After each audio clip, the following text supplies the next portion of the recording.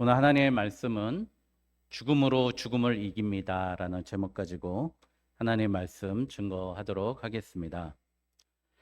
먼저 우리 오늘 좋은 날이니까, 기쁜 날이니까 같이 한번 시를 한 구절 낭송했으면 좋겠습니다. PPT를 잠깐 넘겨주실까요? 네, 우리 김소엽 시인의 오늘을 위한 기도입니다. 조금 안 보이네요. 그래도 최대한 같이 한번 읽어 나가겠습니다. 시작. 잃어버린 것들에 애달아 하지 않으며 살아있는 것들에 연연하지 않으며 살아가는 일에 탐욕하지 않으며 나의 나됨을 버리고 오직 주님 내 안에 살아있는 오늘이 되게 하옵소서. 또 있습니다.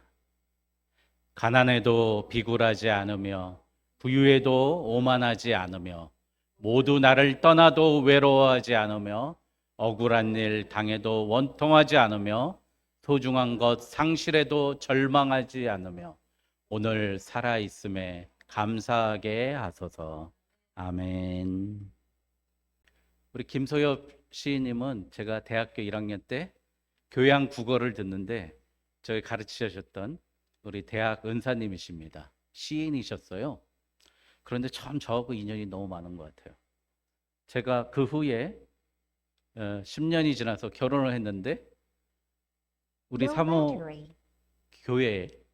모교회에 시 낭송을 하러 오신 거예요. 알고 봤더니 우리 사모님 모교회 목사님하고 상당히 친한 분이셨어요. 그리고 또 한 10년이 지나서 우리 오직 예수교회에 왔더니 우리 오늘 시와 같이 좋은 기도해 주신 원현희 시인님과 또 그렇게 친한 분이시라고 합니다. 여러분, 근데 오늘 이 제목이 오늘을 위한 기도입니다. 오늘을 위한 기도. 잃어버린 것들을 애달아 하지 않으며 살아있는 것들에 연연하지 않으며 살아가는 일에 탐욕하지 않는답니다. 나의 나됨을 버리고 오직 주님 안에 살아있는 오늘이 되게 해달라. 가난해도 부유해도 비굴하거나 오만하지 않으며 억울한 일 당해도 원통하지 않고 소중한 것 상실해도 절망하지 않으며 오늘 살아있음에 감사하게 하소서. 여러분, 우리가 이러한 삶을 살 수 있는 것은 딱 5가지를 믿으면 됩니다. 기독교를 믿는 5가지 핵심 신앙이 있습니다. 여러분, 그 첫 번째가 뭐냐면 예수 그리스도의 동정녀 탄생입니다. 오늘 우리가 예배드리기 전에 사도신경을 하셨잖아요. 동정녀의 몸에서 오시고 십자가에 죽으시고 부활하시고 승천하시고 다시 오실 예수님. 이게 기독교 5가지 핵심 교리인 줄 믿습니다. 여러분, 이걸 잊으시면은 어디 가서 기독교 믿는 거 아니에요. 그런데 기독교는 처음부터 끝까지 이상하게 죽음에 대해서 계속 이야기합니다. 여러분, 아담과 하와는 뭐라고 얘기했죠? 정녕 너희가 뭐하리라? 죽으리라. 죽음에 대해서 하나님은 경고하십니다. 노아의 방주 사건이 뭐죠? 방주 안에 들어오지 않으면 너희들 다 죽으리라. 아브라함과 이삭의 사건도 뭐였죠? 네 아들을 죽이라. 야곱과 요셉의 사건도 뭐예요? 요셉을 형제들이 죽인다는 겁니다. 욥도 뭐였습니까? 아들, 자녀 10명을 죽여버렸다는 겁니다. 이 죽음이라는 게요, 인간이 가지고 있는 가장 큰 공포입니다. 그런데 사람들은 사두개인이라는 사람이 이렇게 얘기해요. 옛날에는 저희가 4남매인데요. 만약에 우리 큰 형이, 형수님이 계신데 큰형이 갑자기 돌아가셨다. 그럼 그 형수님 누구한테 가요? 옛날에 유대인 법으로 하면 둘째. 또 둘째가 돌아가요. 셋째가. 근데 사두개인들은 뭐냐면 부활이 없다는 거예요. 이 세상 이걸로 끝이라는 겁니다. 이 생각에, 이단적인 생각을 가지고 우리는 이 땅에 살면서 율법만 잘 지키고 내가 노력해서 열심히 윤리적으로 살면 된다는 게 사두개인이었습니다. 그런데 하나님은 이 땅을 어떻게 만드세요? 하나님은 이 땅을요, 공평하게 통치하십니까? 우리가 살아있을 때 불공평하게 통치하십니까? 불공평하게 통치하십니다. 평생 부유하고 부자로 살면서 하나님 믿지 않는 사람 있잖아요. 그런데 어떻게 해요? 그 사람 부유하게 살다가 죽습니다. 또 어떤 사람은 평생 범죄만 저지르다가 그렇게 살다가 죽는데 하나님 놔두십니다. 왜 그러죠? 이 땅에 하나님의 심판이 있기 때문이에요. 이 땅에서 하나님의 심판도 있지만 한 번 죽는 것은 사람들에게 정해진 일이요. 그 위에 뭐가 있다고요? 심판이 있다는 거예요. 우리 인간 내재 속에 있는 마음 속에는 가장 중요한 건 뭐냐면 우리 마음 속에는요. 바로 심판이 기다리고 있다는 그것 때문에 죽음을 두려워하는 겁니다. 여러분 그런데요. 이 땅에 살면서 그러면 심판만 기다리면서 사는 게 맞습니까? 아니에요. 죽는 날만 기다리면서 사는 게 맞습니까? 아니에요. 바울 선생님은 이렇게 얘기했어요. 나는 날마다 죽노라. 나는 사망의 몸에서 어떻게 떨어져 나갈까? 그 사망의 몸이 뭔지 아십니까? 이 십자가를요. 옛날에 가장 가혹한 형벌이 뭐였냐면 저 십자가 뒤쪽에는 죽은 사람을 매달아 놓고 벌 받은 사람을 앞쪽에다 매달아 놓고 둘이 붙여서 묶어 놓는 거예요. 그게 바로 바울이 얘기한 사망의 몸. 이 사망의 몸을 어찌할까? 그렇게 바울이 생각했던 그 십자가 형벌이 자기 몸속에 있다는 거예요. 썩어 구데기가 생기고 허물어지고 죽어가는 영혼과 하나님의 영이 공존하고 있다는 그 삶이 있어서 그가 이렇게 고백합니다. 나는 날마다 죽노라. 여러분, 그러면 우리가 이 땅에 살면서 어떻게 죽었습니까? 제가 어제 좀 회고해 봤습니다. 나는 어떻게 죽어가면서 살았을까 회고해 봤어요. 여러분 고도원의 아침 편지라고 들어보셨습니까? 아침마다 제 다음 메일에 고도원 씨가 좋은 글을 보내서 아침 편지를 받고 있습니다. 그분이 가난한 목사님의 아들이었어요. 시골 목사님. 근데 목사님이요. 아버지가 가난해도 교회 성도도 없고 힘들어도 꼭 책을 사줬대요. 아놀드 토인비가 쓴 역사의 연구라는 10권짜리 책을 사줬는데요. 애가 안 읽잖아요. 중학교 1학년짜리가 그걸 왜 너무 어려워요. 지금 제가 읽어도 어려운 책인데 그 읽으라고 시킨 거예요. 안 읽으니까 아버지가 회초리로 날마다 때린 거예요. 너 오늘 여기서부터 여기까지 읽어. 회초리로 때린 거예요. 맞아가면서 그 책을 읽었대요. 자기 인생의 책이 됐대요. 그렇게 회초리 맞아가면서.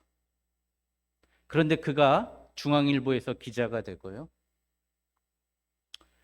대통령이 잠깐 부르대요. 무슨 기자 간담회가 있는데 기자들 수십 명이 모여가지고 간담회가 끝나고 저희 고도원 씨 잠깐만 저 좀 봐달라고 대통령이.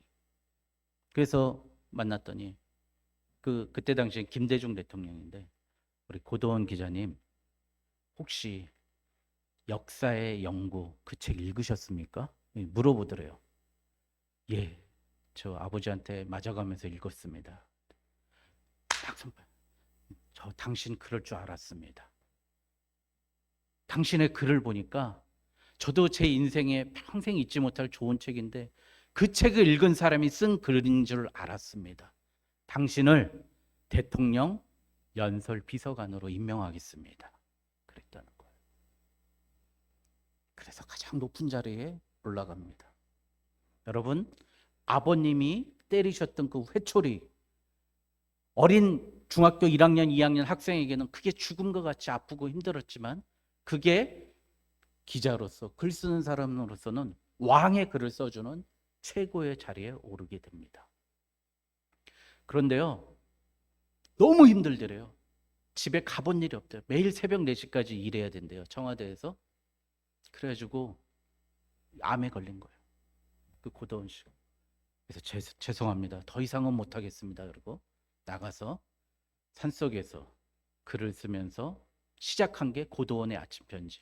아파가는 사람들에게 희망을 주기 위해서 그리고 그 글을 읽은 사람들, 어린 학생들을 충주 산속에 모아놓고요. 희망한 학생들 갖고 링컨 학교라는 걸 해가지고 독서하고 논술하고 발표하고 자기 인생의 꿈을 살리는 그 링컨 학교, 날마다 성황입니다.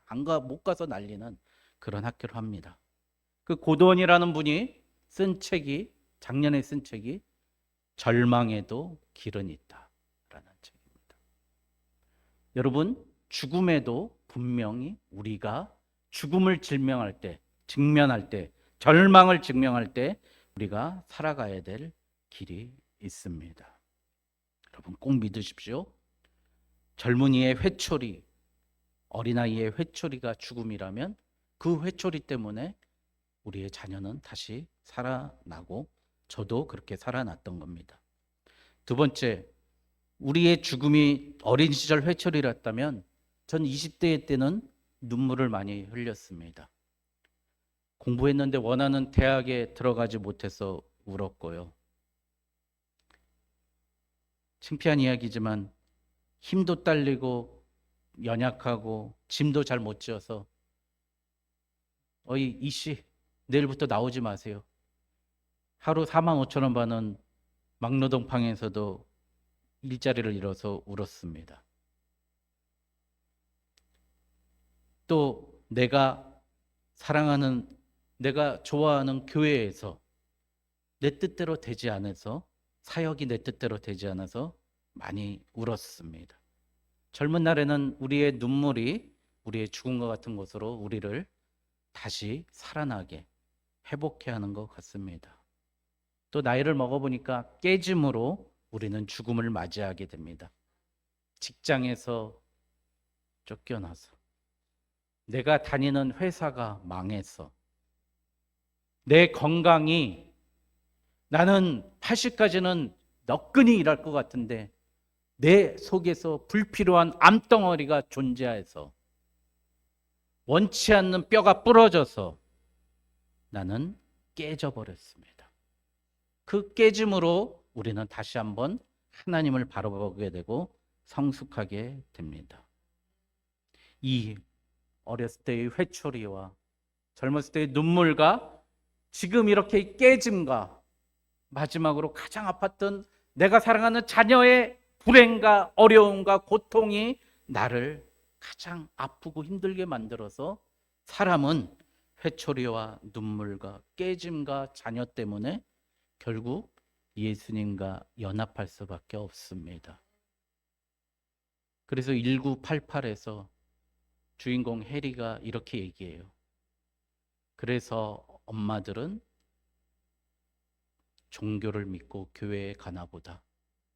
우리 같은 자녀들 때문에 라고 이야기합니다. 여러분, 나를 예수님과 만날 수 있었던 계기가 뭐라고요? 눈물과 깨짐과 또 회초리 때문에 우리가 주님과 만날 수 있었습니다. 그런데 그 깨짐과 회초리와 아픔이 누가 먼저 경험하셨습니까? 로마 십자가 군병의 채찍으로 회초리보다 더 강한 아픔을 예수님이 당하셨어요. 오늘 제가 주보에도 썼지만 소경과 중풍병자를 향해서 긍휼히 여기시면서 아파하시면서 우시면서 그들을 깨웠습니다. 예수님은 채찍에 맞으면서 깨지고 부서지고 쪼개졌습니다. 그게 바로 죽음인데 그 죽음으로 예수님은 우리의 죽음을 이기시고 다시 오늘 살아나신 줄 믿습니다. 여러분, 그래서 오늘 우리는 죽음을 이길 수 있는 방법은 우리가 죽는 것밖에 없다는 그 역설을 말씀드리려고 합니다. 여러분, 도스토옙스키는요, 고통이라는 용광로를 통과하지 않고는 사람은 성숙할 수 없답니다. 어떤 분은 너무 말을 함부로 하세요. 아무리 궁금하다 그래도 가려서 할 말이 있잖아요. 한 달에 얼마 벌어? 연봉 얼마야? 그런 얘기 너무 쉽게 해요. 소개팅 나가고 저 깜짝 놀랐어요. 제 친구들 하는 얘기 들어보고. 연봉 얼마예요? 그런 얘기. 왜 애 없어요? 예, 그런 얘기. 어떻게 헤어졌어요? 그런 얘기. 그 사람의 아픔을 모르기 때문이에요. 당해본 사람의 아픔을 모르니까, 용광로를 통과하지 못하니까 다른 사람의 아픔을 모릅니다. 예수님이 사마리아 여인, 5번이나 이혼하고 결혼한 사마리아 여인에게 너 왜 이혼했어? 첫 남자건 왜 그랬어? 그렇게 물어보시지 않고 내가 주는 목이 마르지 않는 이 뜨거운 대낮에 창피를 무릅쓰고 물을 뜨는 그 물 먹지 말고 내가 주는 생명의 물을 먹어라. 생명의 양식을 주셨다는 거죠. 여러분, 우리가 고통을 대하는 자세를 바꿨으면 좋겠습니다. 너무 힘들고 어렵습니까? 하나님께서 이렇게 힘들고 어려운 사람을 나처럼, 예수 그리스도처럼 너도 한번 살려내봐라. 자녀 때문에 밤새 눈물 흘렸습니까? 밤새 눈물 흘리고 아파하고 괴로워하는 그 엄마의 마음, 그 영혼을 한번 네가 살려봐라. 그 마음을 품어봐라. 여러분, 그 고통을 통해서 내가 한번 세상을 살리는 그런 성숙한 신앙인이 됐으면 좋겠습니다. 우리가 죽음으로 이길 수 있는 방법입니다. 첫 번째 고통, 두 번째 세례입니다. 세례. 여러분, 세례가 맞습니까? 침례가 맞습니까? 침례가 맞죠. 그렇죠? 밥티조라는 말이거든요. 우리도 좀 여기에 목욕탕을 둘까요? 침례교회는 옆에다가 목욕탕이 있었고 이 하얀 가운 입고 집어넣던데, 이 요단강에서 그렇게 세례를 많이 한다고 그럽니다. 그래서 지갑 내놓지 말고 지갑까지, 하나님께 버리십시오. 빠지십시오. 버리십시오. 그런다고 하는데요. 우리가요, 죽음의 그 강에 빠져야 됩니다.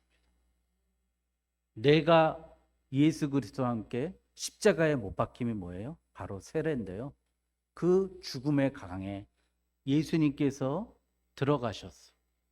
예수님께서 자기의 몸을 가지고 그 안으로 숨이 막힐 정도로 침수되셨기 때문에 그 다음에 누가 왔어요? 하늘에서, 오늘 여기 있네요. 성령의 비둘기와 같은 성령이 임한 줄 믿습니다. 여러분, 내가 죽지 아니하곤 우리에게 성령이 임하지 않습니다.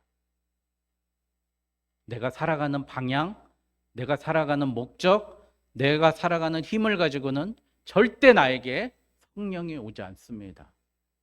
그러니 죽음을 택하는 저와 여러분 되시길 주님의 이름으로 축원드립니다. 세 번째, 우리가 다시 살아날 수 있는 건 우리가 할 수 없고요. 하나님의 은혜만이 우리를 살릴 수 있습니다. 2022년 11월 약 22일 정도 됐겠네요. 경북 봉화라는 곳이 있대요. 되게 추운 곳인데 거기에 탄광이 몇 개 안 남은 탄광이 있었습니다. 탄광이 무너져 버렸어요. 많이 구출됐지만 광부 2명이 갇혀 있었습니다.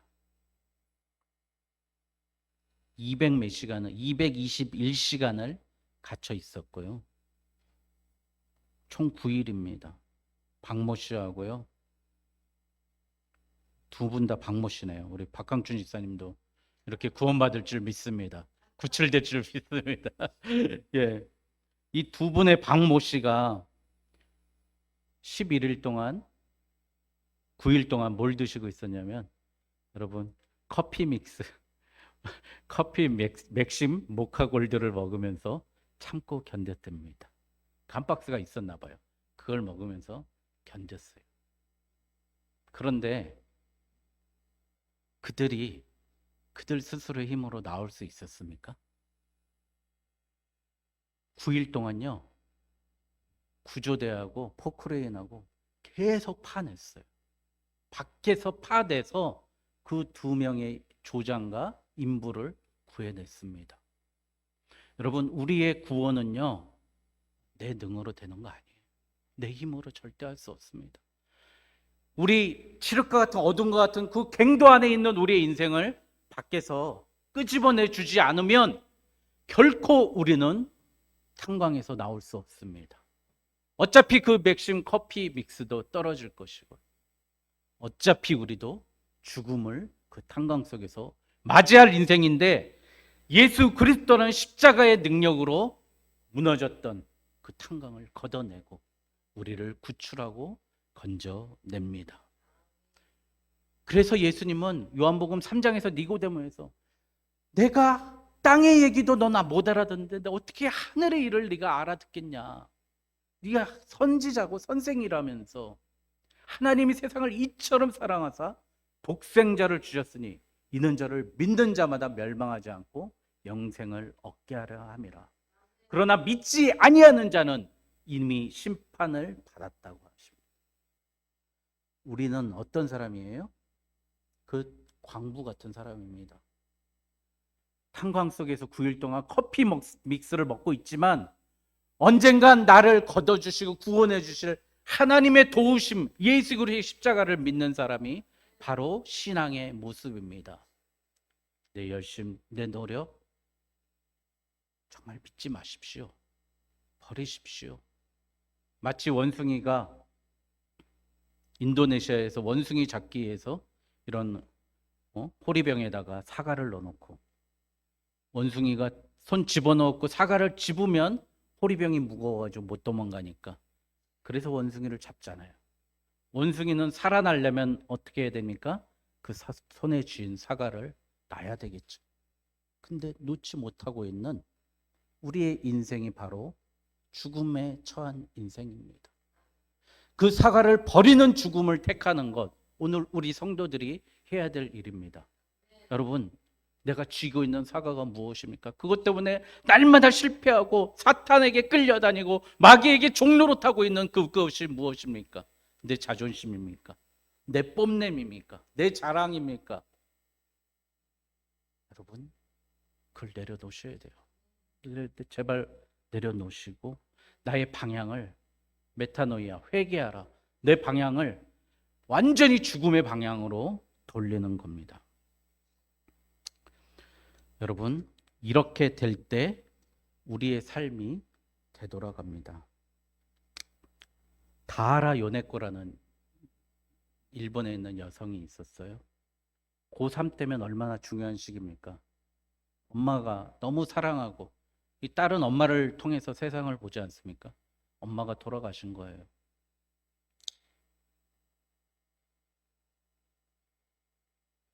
근데 자기에게 희망이 없으니까 일본에 열차가 많잖아요. 기차가 발달했잖아요. 고속열차가 지나가는데 자기 몸을 던져서 자살을 기도한 거예요. 그래서 다 으깨지고 깨지고 잘리고 그랬죠. 두 다리가 잘리고 한 팔이 잘리고 유일하게 남은 건 오른손에 손가락 3개만 남은 거예요. 손가락 3개만. 그리고 절망 속에 삽니다. 그런데 선교사님과 목사님들이 그에게 다가오는 거죠. 고린도 5장 17절. 그러므로 그리스도 안에 있으면 새로운 피조물이 됩니다. 당신 지금 손과 발이 다 잘렸지만 당신은 손과 발이 잘린 게 아니라 예수 그리스도를 믿고 나아가면 당신은 새로운 피조물과 같이 거듭납니다.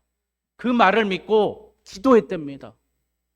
그랬더니 내가 지금까지 억울했던 내 두 달과 두 팔과 엄마도 없는 내 삶이 새로운 삶으로 평안함이 있었고, 그렇게 돼서 자기가 복음 전하는 사람으로 결단하고 그가 결국 자기한테 복음을 전한 그 남자와 결혼해서 목사를 하며 살면서 평생을 복음 전하는 다하라 아네코라는 요네코라는 분이 됐는데요. 그분이 쓴 책의 이름이 산다는 것은 황홀입니다. 내가 죽음에서 다시 살아난 이 땅의 삶은 살아난다는 겁니다. 살아간다는 것이, 죽음을 이기고 살아가는 것이 나의 행복이라고 이야기합니다. 말씀을 정리하려고 합니다. 오늘 죽음을 가지고 죽음을 이길 수 있는 방법은, 나의 죽음의 문제, 심판의 문제를 이길 수 있는 유일한 방법은 새로운 피조물로 다시 태어나야 됩니다. 여러분,